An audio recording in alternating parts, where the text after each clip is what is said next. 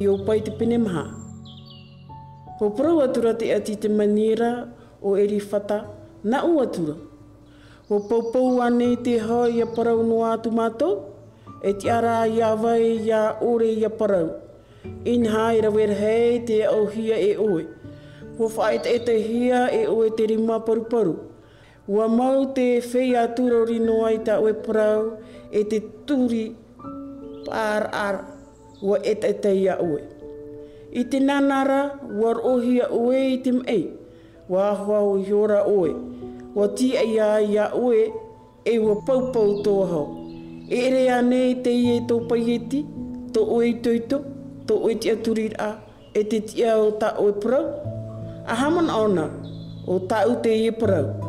O wai ia atahara ore i poe. I hea te whea parau tia i taparur ahi ai.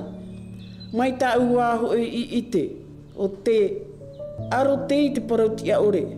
E ua uwewe i te inaora, e rawe iei tō re rahuero. E whera tō i te matai, a te atua, e i te ahora, o tō nariri rātou e pauai.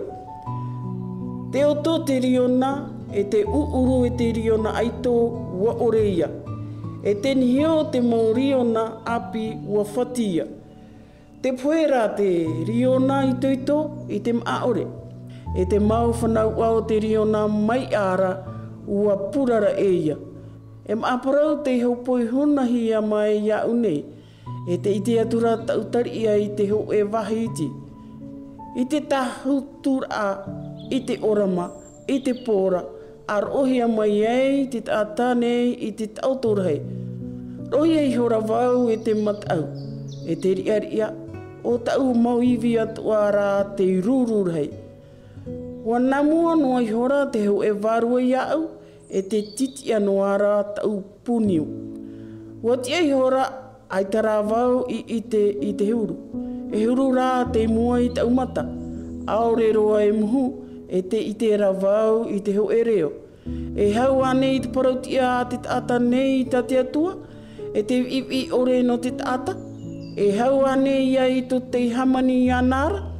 Inha e ore tāna mau tawini e te aturihi e ana. E ore hoi e aru e tāna mau merhei. A tae i te whia i parhai, i te wharerepo, e no te repo an e tō rātoura tumu. E te i paruparu, i te manu.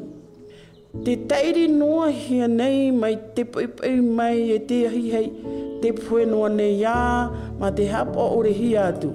E ore anei e moe e te mata e i roto i rātoura, te pue nei e aure a i noa a te ite.